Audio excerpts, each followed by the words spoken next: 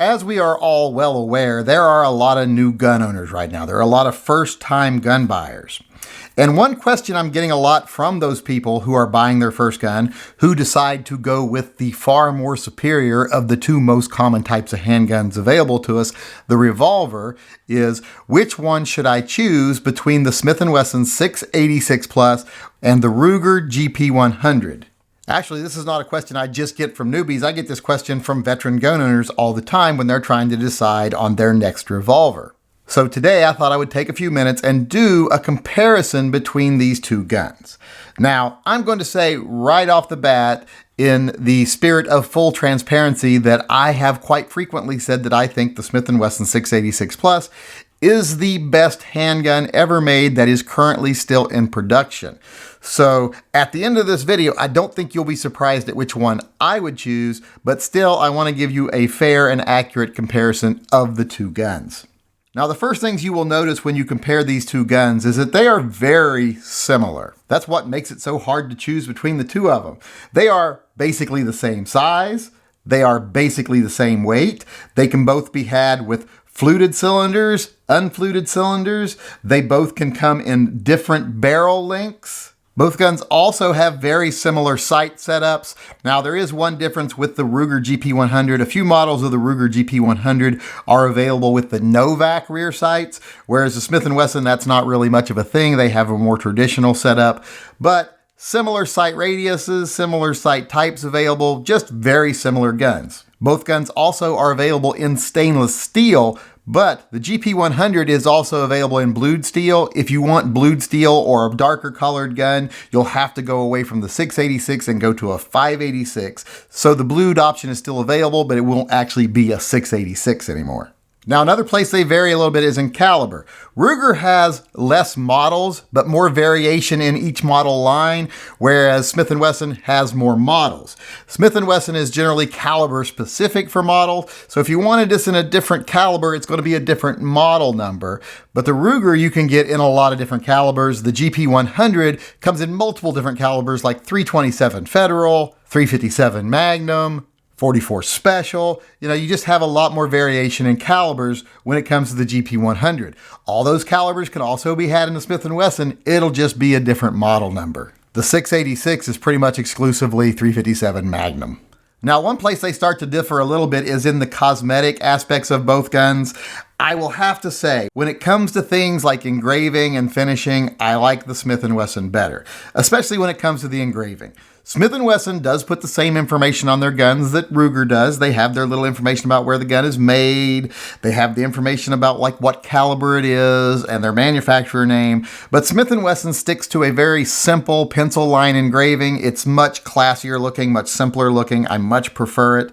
Ruger has a tendency to overdo their engraving. They love to make every gun they make a billboard for the model of gun it is. I'm not a big fan of that. Plus, I also don't like the fact of where they put their manufacturing information. They put it right on the side of the barrel, and they add that little read instruction manual above it. Don't like that at all. So when it comes to engraving, I think the Smith & Wesson is done much better. And when it comes to overall finish, the Smith & Wesson is superior. If you run your finger along the edges of the Ruger, you're going to feel a lot of sharp edges, a lot of hard angles. If you do that on the Smith, you're going to feel a lot more rounded off edges. They have more of a melted feel to them. They're just smoother, less sharp, just better finished. So when it comes to actual finishing, the Smith & Wesson has a very clear advantage. And even though these guns are very similar, when it comes to actual design, they are very different. There are some things they both do differently. Now, first off, I want to talk about two features, one of each gun, that some people consider a deal breaker.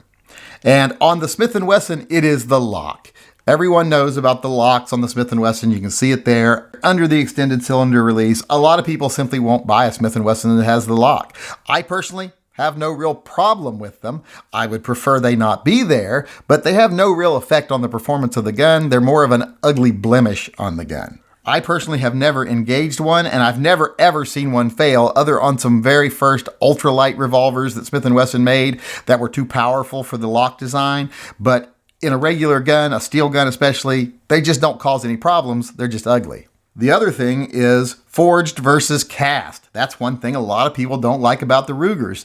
They are cast, whereas the Smith & Wesson is forged. With the cast Ruger, you're basically having a liquid steel poured into a mold, which gives you more precise pieces, so they need less finishing when they go to be put back together.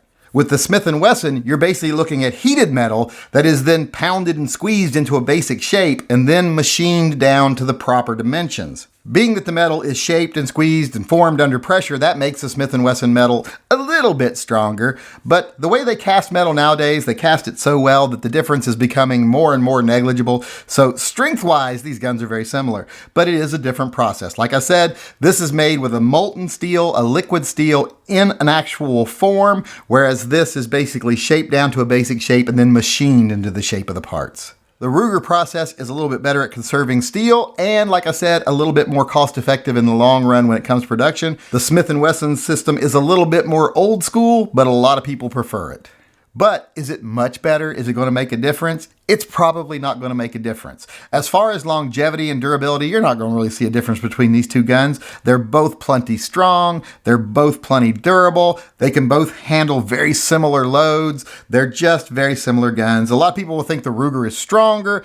It really isn't. That's a misconception a lot of people have because of some loading requirements back in the day, but a lot of people misunderstand that. I actually have a video about that. They're not really stronger than the Smith. They're both about the same. They're just made differently.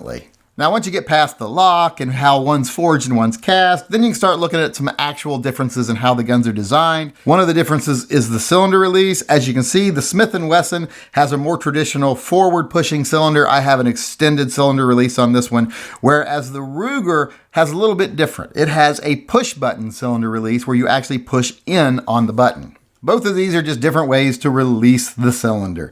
And speaking of the cylinder, the way the cylinder locks up on both guns is different. They both have a dual locking position, but the Smith & Wesson is different than the Ruger. The Smith & Wesson locks up on the face of the cylinder here and at the very end of the ejection rod. It locks up at both far ends of the cylinder and the ejector. Whereas the Ruger has a different system. It locks up at the face of the cylinder, like most revolvers, but it also locks up on the crane. It has a little mechanism in the crane that pushes back when you release the cylinder and then goes back into position when you close it. It actually locks the crane into the frame. I actually like this system way better than the Smith & Wesson. I just think it's sturdier overall. I like the way it's done. That being said, do I think there's any practical difference between them as how they perform? No, I've never seen either one of them fail, so not worried about either one of them, but I do think the way Ruger does it is better. Now, another major difference between these two guns is the actual design of the grip frame. The Smith & Wesson has a full grip frame. It is actually a part of the body of the gun, and it is basically the same size as the actual grips. The frame is generally sandwiched between two pieces of an outer grip.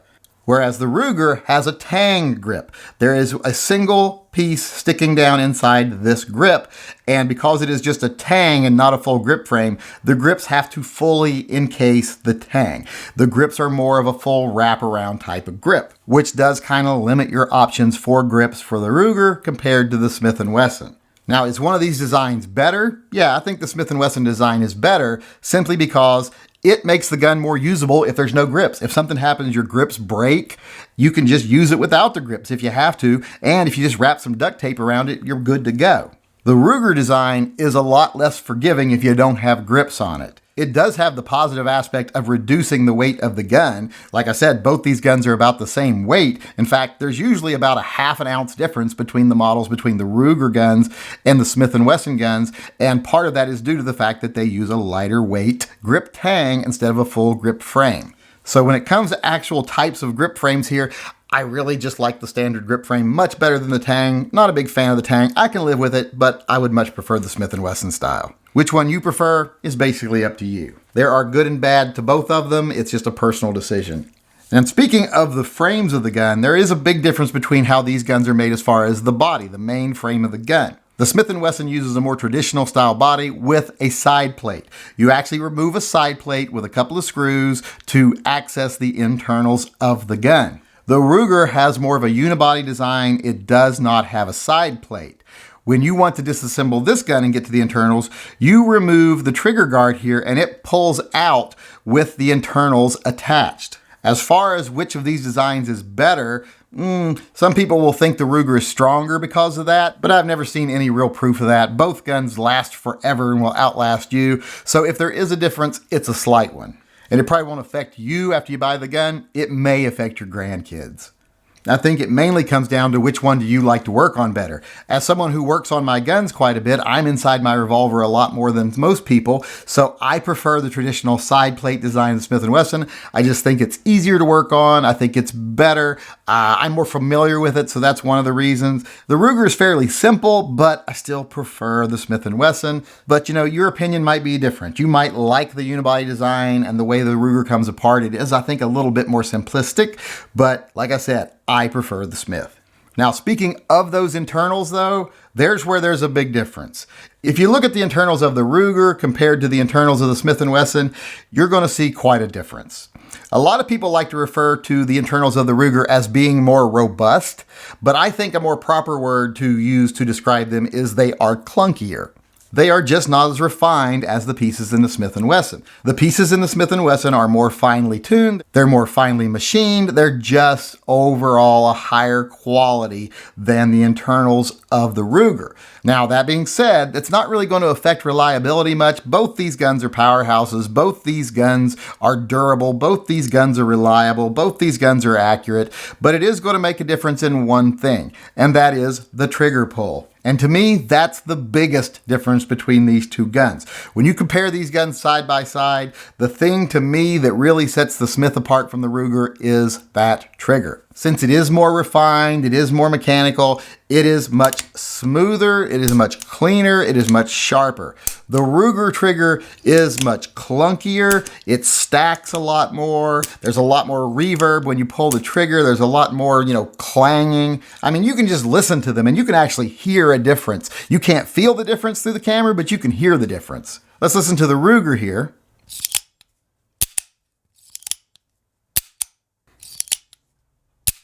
And now let's listen to the Smith & Wesson.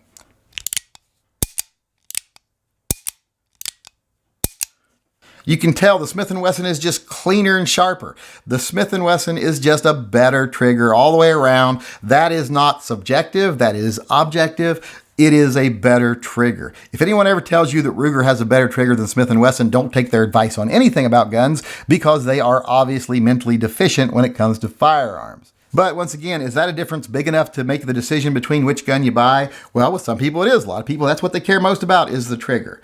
I personally prefer the Smith & Wesson because of the trigger, but also because it's more refined, it's better finished, it's got a better grip frame. All those things combined is what makes the Smith & Wesson the better choice for me. That being said, though, that doesn't mean I don't like the Rugers, because there's certain things I just love about the Rugers. I actually like the more simple flat top designs of the barrels. I like the shape of the gun. Like I said, I like the lockup mechanism. There's just a lot of things to like about the Ruger. And one other thing in the end you have to take into account is price. Like I said, the Smith & Wesson is a little bit better gun, better trigger, better finishing, but it's also a more expensive gun. So that's something you got to take into account when you're comparing them. Both guns, like I've said already, are pretty much equal when it comes to performance, when it comes to reliability, when it comes to durability, and when it comes to accuracy. The difference in the trigger really won't make that big of a difference in accuracy. It just makes it more pleasant to shoot. So when you compare them and they're that similar, it does matter that the Smith is a little bit more expensive. On average, a Smith & Wesson model that is similar to a Ruger model will cost you about $100 more. So you're paying a little bit extra for that extra finishing and that better trigger. So you have to decide, is it worth it? You have to look at the different features of these two guns and decide which one do you prefer, which one is the gun for you. But one thing I will say, even though I far prefer the Smith & Wesson, when you're deciding between these two guns, there's not really a wrong decision you can make. Either way you go, you're going to end up with a great gun.